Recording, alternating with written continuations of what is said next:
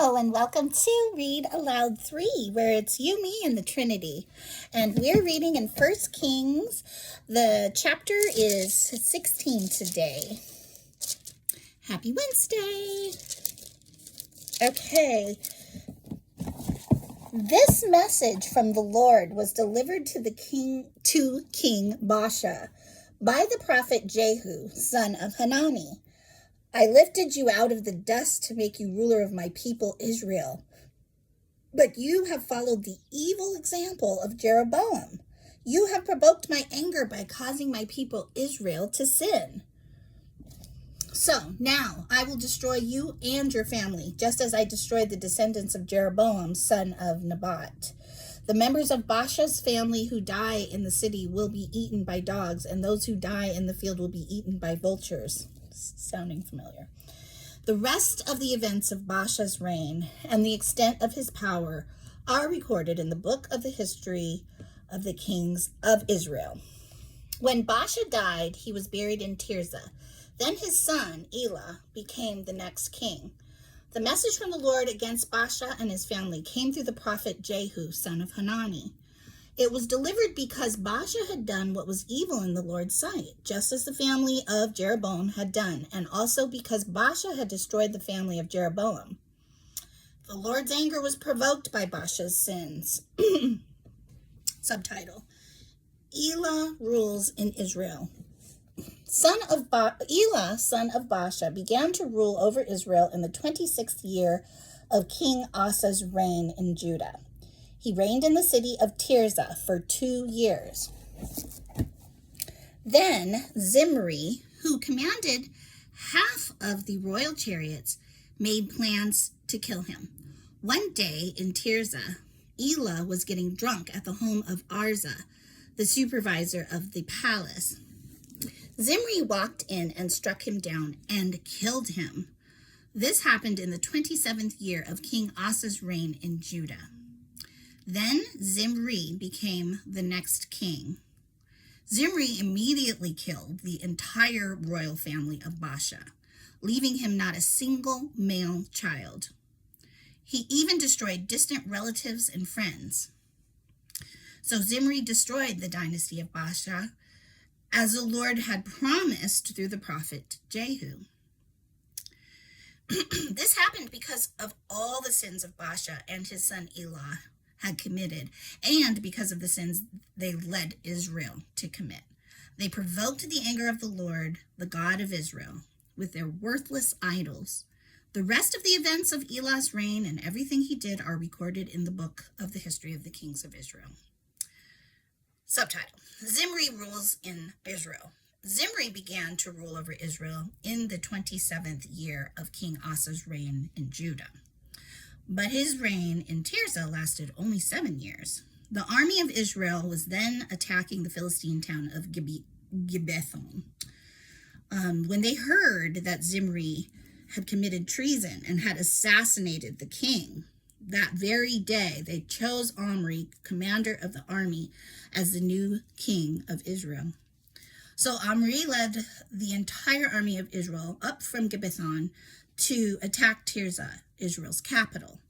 When Zimri saw that the city had been taken, he went into the citadel of the palace and burned it down over himself and died in the flames.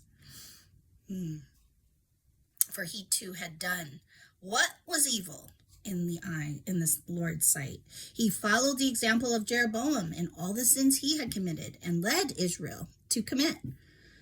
The rest of the events in Zimri's reign and his conspiracy are recorded in the book of the history of the kings of Israel. Subtitle: Omri rules in Israel. But now the people of Israel were split into 2 factions. Half the people tried to make Tibni, son of Ginath, their king, while the other half supported Omri. But Omri's supporters defeated the supporters of Tibni. So Tibni was killed, and Omri became the next king. Omri began to rule over Israel in the 31st year of King Asa's reign in Judah. He reigned 12 years in all, 6 of them in Tirzah. Then Omri bought the hill now known as Samaria from its owner, Shemer, for 150 pounds of silver. He built a city on it and called the city Samaria in honor of Shemer. But we've heard of Samaria, but Omri did what was evil in the Lord's sight even more than any of the kings before him. He followed the example of Jeroboam. See how this just gets passed down, and it's hard to break it. Son of Nebat, and all the sins he had committed and led Israel to commit. The people provoked the anger of the Lord, the God of Israel, with their worthless idols. The rest of the events in Omri's reign, the extent of his power, and everything he did are recorded in the book of the history of the kings of Israel. When Omri died, he was buried in Samaria. Then his son Ahab became the next king. Ahab, son of Omri, began to rule over Israel in the 38th year of King Asa's reign in Judah. He reigned in Samaria 22 years, but Ahab, son of Omri, did what was evil in the Lord's sight, even more than any of the kings before him. And as though it were not enough to follow the example of Jeroboam, he married Jezebel, the daughter of King Ethbaal of the Sidonians. Something about Jezebel just rings in your ear, right? Like, well, doesn't sound good. And he began to bow down and worship to Baal, and the worship of Baal. That must be what she represents. First, Ahab built a temple and an altar for Baal in Samaria. Then he set up an Asherah pole. He did more to provoke the anger of the Lord, the God of Israel, than any of the other kings of Israel before him. Wow.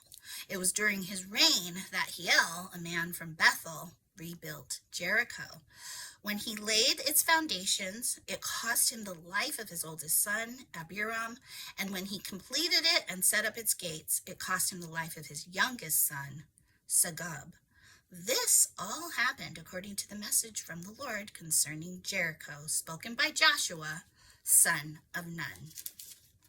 So we're starting to hear familiar names in here, aren't we? Jericho, Samaria.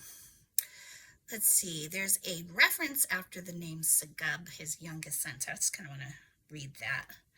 It says, an ancient Hebrew scribal tradition reads, he killed his oldest son when he laid its foundations, and he killed his youngest son when he set up its gates.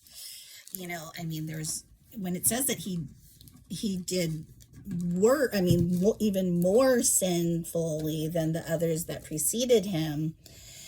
And we know that there were traditions of sacrificing children to the gods, their idols.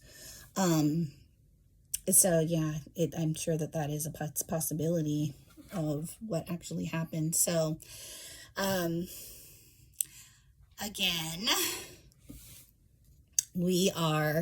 I'm glad we are, we're able to just really talk about these things as they come up.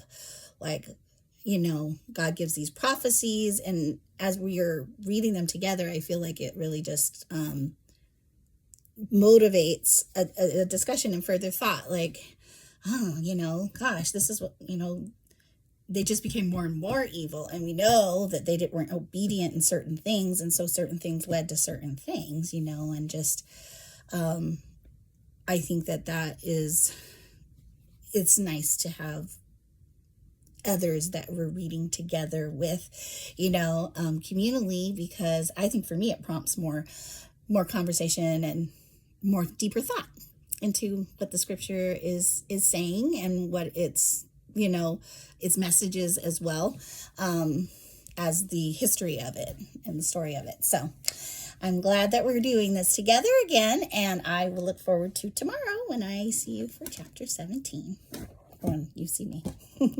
Have a great day.